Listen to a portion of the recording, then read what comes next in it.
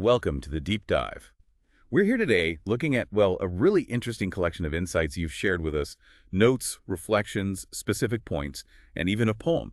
That's right. And it all seems to circle around this core idea of what makes life feel, truly meaningful, complete, what the source calls self-fulfillment.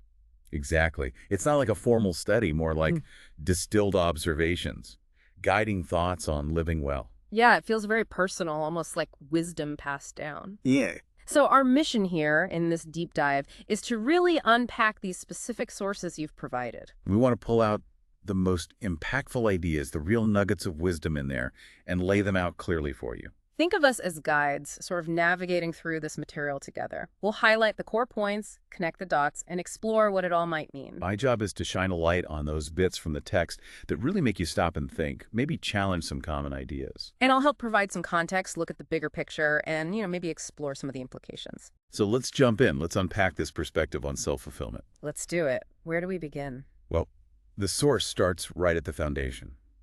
A really fundamental idea. Life is about what we're doing now. Right now. Mm-hmm. Not about your history, not your list of accomplishments, not what you own. It's purely focused on the present moment. Which is kind of a radical departure from how we often measure success, isn't it? Like looking back at the resume. Absolutely. Society loves looking backward, tallying things up. This source just cuts through that and says, no, the action is here, the aliveness is now. And it uses this fantastic metaphor. Mm-hmm. Really paints a picture. Used to bees don't produce honey. It's such a great line. Honey. Yeah. It's sweet, it's nourishing, it's something you enjoy now. It's a product of current activity, right? Bees working now. Right. So dwelling on past glories, oh, I used to be this, or I once did that. It's like admiring an empty honeycomb. It doesn't give you anything useful in the present. It's like trying to get warmth from yesterday's fire.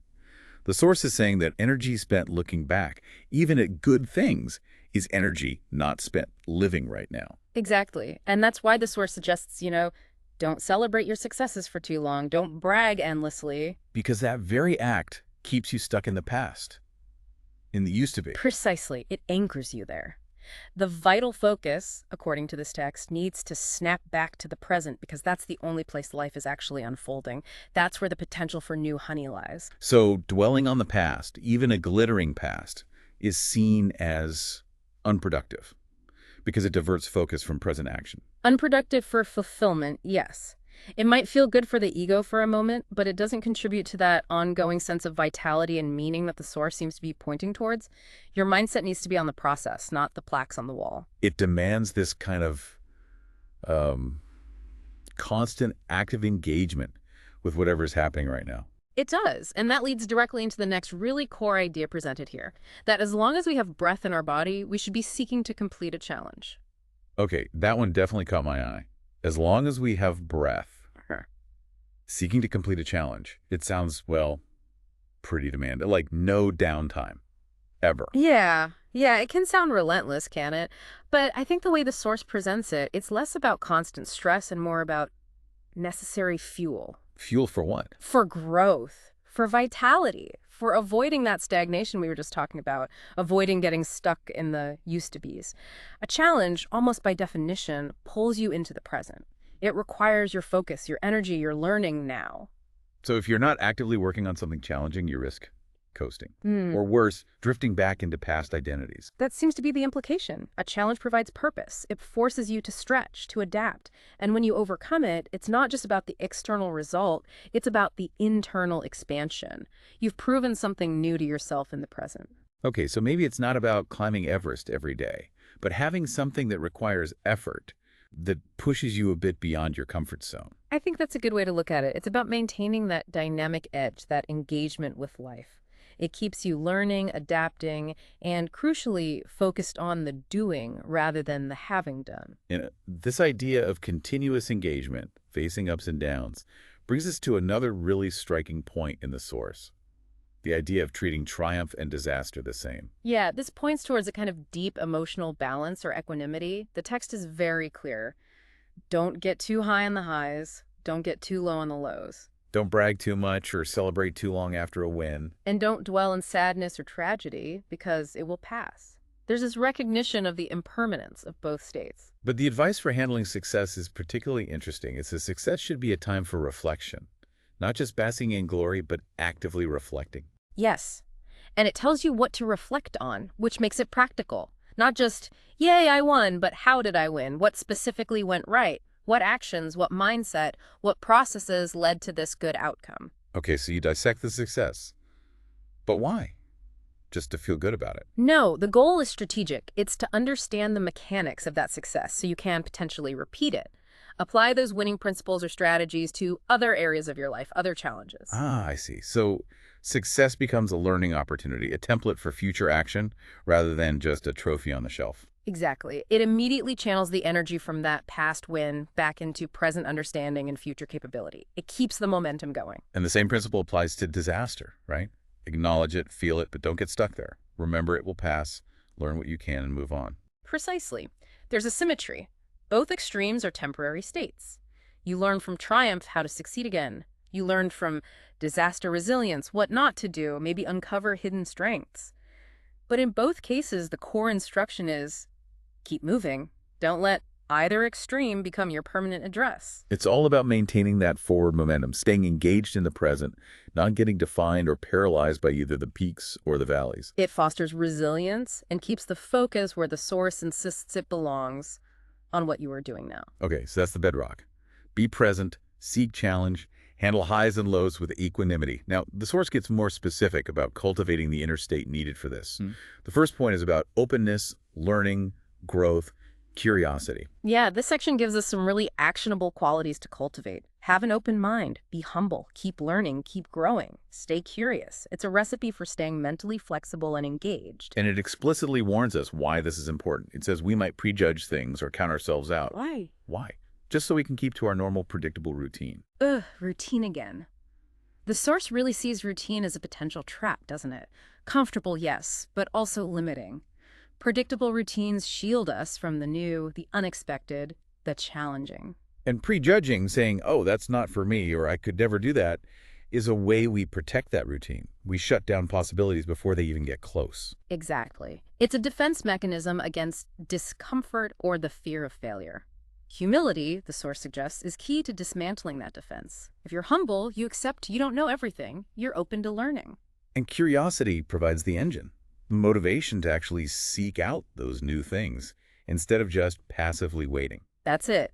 Curiosity drives exploration. It makes you want to peek outside the routine. So the source urges us to be actively receptive, open to new ideas, new people, new experiences, new opportunities. It's the opposite of feeling like you've got it all figured out. Because the moment you think you've arrived, you stop being open, you stop being curious. You stop learning, you stop growing, and you settle back into that potentially limiting routine. And for this source, that stagnation is the enemy of self-fulfillment. Fulfillment comes from the dynamic process. Makes sense. Okay, so openness, humility, learning, curiosity. Yeah. Got it. The next point builds on this, but shifts slightly. Yeah. Live your life now. Don't waste time wishing it were different. Yes, another direct call to embrace the present. Stop the what-if game. Stop wishing you had a different hand dealt to you. The instruction is, make the most of the life we've been given. Make the most of. That sounds active, not passive. It's not just accepting your lot, but engaging with it fully. Very active. It's about pouring your energy into your actual current reality, your circumstances, relationships, challenges, opportunities as they exist right now, rather than letting your mind wander off into fantasy regrets or worries. And the source includes that simple, powerful phrase here, un día a la vez. One day at a time. We hear it all the time. But here, placed right after stop worrying about what-ifs and make the most of today, it becomes really practical. It's the how. How do you stop wishing and start living? One day at a time. It breaks down the overwhelming idea of my whole life into something manageable. Just today. What can I engage with today? Exactly. Focus your energy here on these 24 hours. What actions can you take? What attitude can you choose? What can you learn or appreciate today? It makes the present moment actionable. And this connects back to that underlying principle the source keeps returning to. We get out of life what we put into life. That reciprocity principle is key. If you're mentally checked out, wishing you were somewhere else or someone else, you're not putting much into your actual life right now. So you won't get much out of it. Right. But if you engage fully, living un día a la vez, putting your focus and effort into the present, you maximize your investment and therefore maximize the potential return in terms of experience, growth, and fulfillment. This whole theme, focusing on today, choosing your attitude even amidst difficulty, is just perfectly captured in that poem the source includes. It's Fine Today by Douglas Malloch. It really is a beautiful piece of illustration here. It gives an emotional resonance to these principles. You can tell the source values it highly, putting it right after these points on living now. Let's spend a moment with it. The first stanza is so honest about hardship. Sure, this world is full of trouble. I ain't said it ain't. Lord, I've had enough and double reason for complaint. He's not pretending life is easy. No denial at all. Rain and storm have come to fret me. Skies are often gray. Elams and brambles have beset me on the road. He fully acknowledges the difficulties, the obstacles, the islands and brambles. But then, that immediate pivot. But say, ain't it fine today? It's such a sharp turn, isn't it? From acknowledging all the trouble to demanding a focus on the immediate present. It's a conscious choice of perspective, right there in that line break. It forces you to assess this moment, right now, separate from the baggage of the past or worries about the future. Can you find something fine right now? And the second stanza doubles down on letting go of the past. What's the use of always weeping, making trouble last? What's the use of always keeping thinking of the past? That echoes the used to be's perfectly. Why prolong the suffering by constantly replaying it? And then he universalizes the struggle. Right. Each must have his tribulation, water with his wine. Life, it ain't no celebration. Trouble, I've had mine. He's saying, look, hardship is part of the deal for everyone. It's the water mixed with the wine. By saying everyone goes through this, it normalizes it. It implies that his response focusing on today isn't some superpower, it's available to anyone. And after acknowledging that shared burden, he lands back on. But today is fine. Again, that strong assertion rooted in the now. It's finding sufficiency, or at least okayness, in the current moment, despite knowing life involves suffering. The last stanza makes the temporal focus crystal clear. It's today that I am living, not a month ago. That's the source's core principle in verse. Your present moment focus. An acceptance of life's flux. Having, losing, taking, given, as time wills it so. He acknowledges yesterday's sorrow, potential future rain. Yesterday, a cloud of sorrow fell across the way. It may rain again tomorrow. It may rain. But he doesn't stay there. He snaps right back with that refrain, the anchor. But say, ain't it fine today? That repetition feels like a practice, like a mental reset button. It perfectly embodies the source's idea of choosing your attitude, finding the good, or at least the tolerable in the present, regardless of circumstance. The poem gives feeling to the philosophy. It shows that focusing on today isn't naive optimism, it's a resilient choice. Okay, so you got presence, challenge, openness, living one day at a time. Now, the Force introduces something it considers absolutely essential: risk. Yes, and it takes a very strong stance here. It's not just risk is good, it's more like risk is necessary. You must risk if you want to grow. It lays out this direct chain reaction. If we don't take risks, we can't grow. We can't grow, we can't live. Wow. Risk isn't just for adventurers, it's fundamental to living. That's the provocative claim. The source elevates risk from an optional spice of life to a core ingredient. It's presented as the catalyst required to push beyond where you are now. It means consciously challenging your fears, deciding to take chances, maybe even being willing to risk all of it, as the source puts it. And it explicitly links risk-taking to escaping that trap we keep mentioning. If we are willing to throw it all on the line, then life takes on a whole new dimension. It breaks the routine. There it is again. Risk is the routine buster. Stepping into uncertainty, facing the unknown, it shatters the predictability. It forces you to operate in a different way, experience things you couldn't within your safe zone. And it claims risk is the only way to become our best. The only way we can become our best is if we're willing to take a risk. Why only? Well, think about it. Becoming your best implies reaching potential, doesn't it? And potential always lies just outside your current grasp, outside your comfort zone. Right. To get there, you have to try things you haven't done, things you might fail at. Exactly. You have to enter situations where the outcome isn't guaranteed. You have to make yourself vulnerable. That is risk. Without taking those steps into the unknown, you remain safely within the boundaries of who you already are.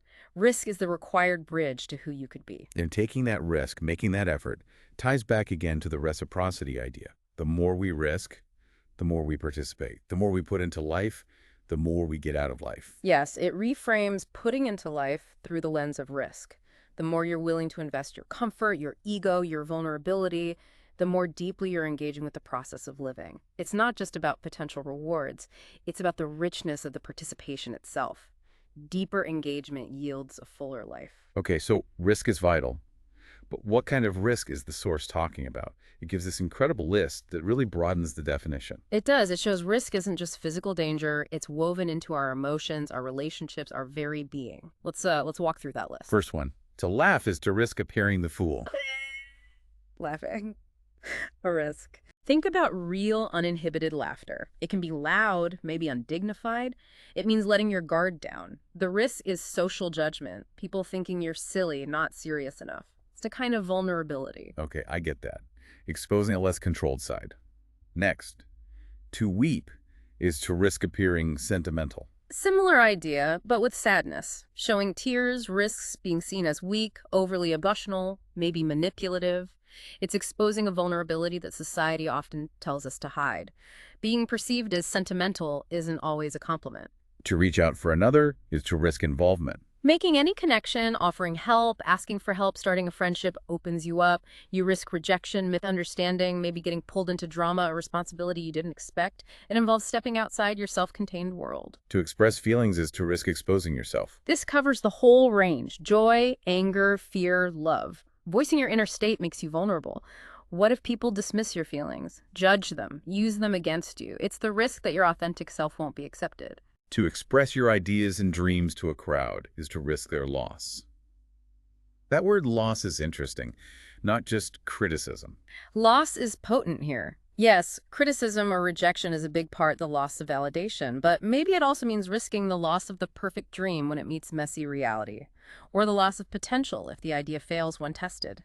It risks the dream not surviving contact with the world. To love is to risk not being loved in return. That's the classic one, right? The big emotional gamble. Probably the most universally understood risk. Giving your heart involves the profound risk of it not being received the same way, or of loss and pain down the line. It demands immense vulnerability. To live is to risk dying, the ultimate, inescapable risk. It's the background radiation of existence. Just by being alive, participating in the world, you accept the fundamental risk tied to mortality.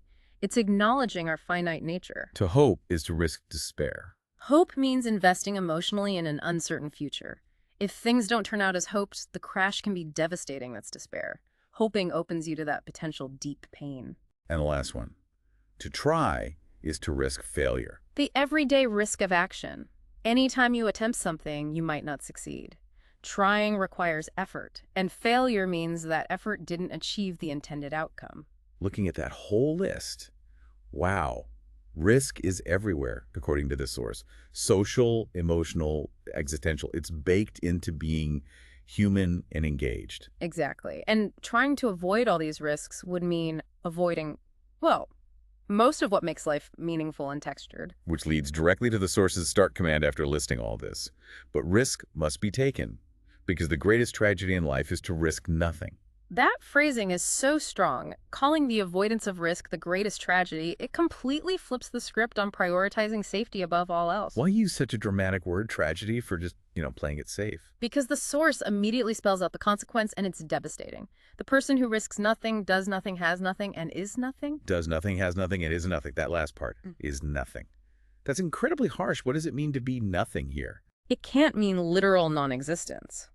In this context of fulfillment and growth, is nothing likely points to a kind of existential emptiness, a lack of identity forged through challenge, a lack of deep experience, a lack of meaningful contribution or connection. So if you risk nothing, you do nothing significant that shapes you. If you do nothing, you have nothing of real substance, deep relationships, earned wisdom, memorable experiences. And if you do and have none of that, then you are nothing in the sense of a fully realized self. You remain potential, undeveloped, unlived, a ghost haunting the edges of your own life. That's the tragedy. So avoiding risk isn't safe harbor. It's a path to profound emptiness. That's the source's argument. And then comes the flip side, the incredible reward for embracing risk. Only a person who risks is free. Free. Free from what? The routine? Fear. I think all of the above. Free from the paralysis of fear, fear of failure, fear of judgment, fear of vulnerability.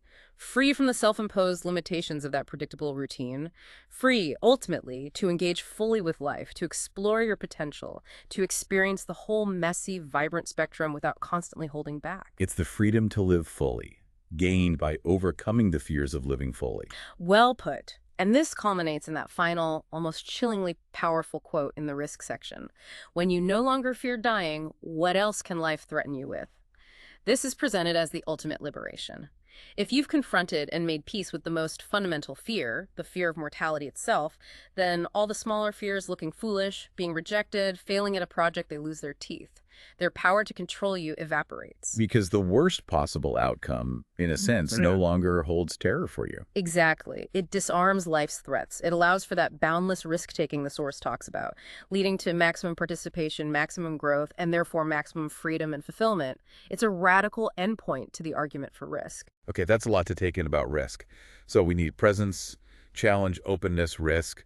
But life will throw curveballs. The poem reminded us, alums and brambles are real. How does the Source say we navigate those inevitable difficulties? Right. It's not promising a smooth ride. The focus shifts intensely to our internal response. It says, quite directly, we need to choose to be happy in spite of life's challenges. Choose to be happy in spite of. That's crucial.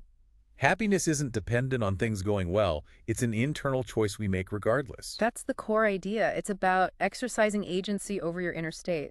You consciously decide on your attitude, your perspective, whether the sun is shining or the storm is raging outside. You choose your own way. This echoes the poem's Ain't It Fine Today perfectly. It's an active assertion of your internal climate, not just a reaction to the external weather. It is. And the Source gives us a method for cultivating this. Actively look for the blessing in everything that happens. Use everything that happens for our upliftment, learning, and growth. Wow. Turning everything, even the awful stuff, into fuel for growth. That's ambitious. It is. And the Source acknowledges it takes effort. It's not always obvious. You have to look at it and study it until it reveals itself. Look and study. Like an investigation. Yeah. So what kind of blessing are we looking for, especially when things feel truly terrible? It's not like the bad event itself is good. No, absolutely not. The blessing isn't the event, it's the potential outcome of navigating it consciously. It's the resilience you discover, the compassion you develop, the limiting belief that gets shattered, the new perspective you gain. Maybe a failure teaches humility or points you in a better direction. Maybe a loss clarifies your true values. The blessing is the wisdom or strength extracted from the experience through that active looking and studying. It's turning adversity into curriculum. That makes more sense. The learning is the blessing. Yeah. Right? And related to navigating challenges, the Source also talks about the importance of letting go. Yes, very practical advice here. Be willing to release things, or even people, when they are no longer good for you, when they hinder more than help. That can be incredibly hard, though. How do we know when it's time? The Source gives a really sharp criterion. We may desire it, but we don't need it. That desire versus need distinction is key, isn't it? Desire can come from habit, comfort, familiarity, fear of change. We might want to cling to something even if it's draining us or holding us back. But need, in this context, seems to mean what truly supports your growth, your well-being, your authentic path now. I think so. Does this thing, this person, this situation genuinely nourish your journey towards fulfillment today? Or is it an anchor to the past, an obstacle to growth, something fundamentally unhealthy? Even if you still feel the pull of desire, if the honest answer is you don't need it for your well-being and forward movement, the Source says letting go is the wise, albeit sometimes painful, choice. Because holding on consumes energy, keeps you stuck, prevents new things from entering. It blocks that flow the Source emphasizes. Exactly. Letting go creates space. It frees up energy. It's an act of alignment with your present needs and future growth, crucial for continuing the journey. Okay, this is building a picture of a very intentional way of being. Present, challenged, open, risk-taking, choosing attitude, finding lessons, letting go. And the final layer, maybe the capstone, is about love and gratitude. Yes, the Source presents this almost as the operating system, the fundamental consciousness from which everything else should flow. Yes. Whatever you do, do it in a consciousness of love and gratitude. And critically, it adds, this applies whether we are around loving people or not. So it's not reactive. It's an internal state you maintain, independent of how others are behaving. You bring love and gratitude to the situation. Precisely. It's your chosen orientation. And the Source makes this incredibly profound point about love. We are love. We cannot merely give love. We must be love. We are love. That shifts it from an action to an identity. Love isn't just something you do, it's something you are. That's the leap. If you are love, then acts of kindness, compassion, forgiveness just naturally emanate from that state. It's embodying it. But the source is realistic. This isn't easy. It requires practice. Practice this over and over. It's a state you cultivate. And suspending judgment is part of that practice. Yes, explicitly. Because judgment creates separation, it puts up walls which love, as we'll see, is meant to tear down. You can't really be love while simultaneously judging others harshly. Releasing judgment is integral to dwelling in that state. This source has a whole section just titled Love, and it starts with a bang. Love is by far the most important thing of all. It elevates love to the absolute pinnacle, the ultimate value, the key to everything else. It calls love the golden gate of paradise, suggesting it's the entry point to the highest state of fulfillment or spiritual connection. And again, it's active. We're told to pray for the understanding of love and meditate upon it daily. It's something to be sought, studied, deepened through practice. Yes, cultivating the understanding, the realization of love, not just fleeting feelings. And the source lists powerful effects. Love casts out fear, directly linking it to overcoming the barriers to risk and freedom we talked about. It's the fulfilling of the law, positioning it as the core principle of morality or the universe. And it covers a multitude of sins, suggesting immense power for forgiveness, healing, redemption, both internally and externally. Then comes this huge claim. Love is absolutely invincible. That's a statement. It is a bold, absolute declaration. And the source tries to illustrate this invincibility by listing major life obstacles that enough love can conquer or resolve. Okay, let's tick through them. Difficulty. Life's general hardships. A consciousness of love may be expressed as resilience, compassion, connection, helps navigate or overcome them. Disease. That's a big one. Likely not a literal medical cure-all, given the context. More likely about the power of love, self-love, community love, spiritual love to influence our experience of illness, fostering healing, resilience, peace, acceptance even amidst physical suffering, the power of the loving spirit. Doors. Symbolic barriers. Love expressed as kindness, openness, persistence can open pathways, create opportunities that seemed locked. Goals. Divisions between people, misunderstandings, conflicts. Love manifesting as empathy, forgiveness, communication can bridge those gaps. Defenses, resistance, obstacles, both internal and external. Persistent, non-judgmental love is seen as able to break down these barriers. And sin. Mistakes, wrongdoing, guilt, shame.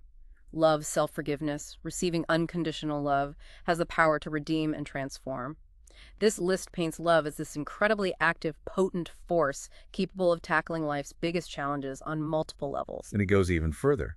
It makes no difference how deeply seated may be the trouble, how hopeless the outlook, how muddled the tangle, how great the mistake. A sufficient realization of love will dissolve it all. That's the ultimate statement of love's power. A sufficient realization, meaning a deep enough understanding and embodiment of love is presented as the universal solvent for any problem, no matter how entrenched or complex. It implies that at their root, maybe all problems stem from a lack of love in some form. And the reward for achieving this state. If only you could love enough, you would be the happiest and most powerful being in the world. It directly links dwelling in love to peak happiness and power. Happiness is that deep inner peace and joy. Power, probably not as domination, but as effectiveness, resilience, the ability to navigate life, overcome obstacles, connect, influence positively, all fueled by love. And finally, it seals this with the Emmett Fox quote, "God is love, and those that dwell in love dwell in God, and God in them." Which explicitly connects this state of being love with a divine presence or universal consciousness, underscoring its ultimate significance according to the source. Wow. Okay. And running right alongside this profound focus on love is the practice of gratitude. Yes, presented as a parallel essential practice. Live with an attitude of gratitude. Take nothing for granted. Which feels like the perfect daily grounding mechanism for all these high concepts. It brings you back to appreciating what you have right now, even while, and the source makes this point, even while you're striving for something greater. That balance is crucial. Gratitude doesn't mean complacency. You can still aim higher, seek challenges, want to grow, but you do it from a place of appreciation for what is right now. Count your blessings daily. It prevents you from living solely in the future, always focused on what's lacking. It anchors you in the present, Helps you see those blessings you're supposed to be looking for, even in difficult times. Exactly. It fosters appreciation, counters negativity, and reinforces that sense of sufficiency that underlies much of this philosophy. It supports the consciousness of love and makes you more receptive to the good. Okay, we have really covered a lot of ground here, unpacking these layers from the material you shared. Starting with that foundation, life is now. Seek challenge. Moving through cultivating those inner states. Openness, humility, curiosity, living en dia a la vez, inspired by that poem. Then embracing the absolute necessity of risk for growth and freedom, understanding its many forms and the tragedy of avoiding it. Followed by navigating challenges intentionally, choosing your attitude, finding the blessing within the struggle, and learning to let go. And finally, grounding it all in that supreme consciousness of love being love, its invincible power, and the daily practice of gratitude. These are the core themes, the specific pathways to self-fulfillment as laid out in this particular set of sources you provided. A unique and pretty comprehensive map. So for you, listening, maybe just pause for a second. Which of these ideas really lands for you? Which one feels like, yes, I know this, or this makes sense? And maybe just as importantly, which one makes you feel a bit uncomfortable or resistant? Is it the constant challenge, the call to risk? Focus on love. Noticing that friction point can be really revealing. This material definitely gives you a lot to chew on based on the insights you brought forward. And maybe one final thought to leave you with, something potent from the source to mull over. How about that stark connection between risk and existence? Consider the claim, the person who risks nothing does nothing, has nothing, and is nothing, and that only a person who risks is truly free. A powerful idea to sit with. Thank you for joining us on this deep dive, exploring these insights into self-fulfillment together. Yes, thank you. It's been fascinating to explore this perspective with you.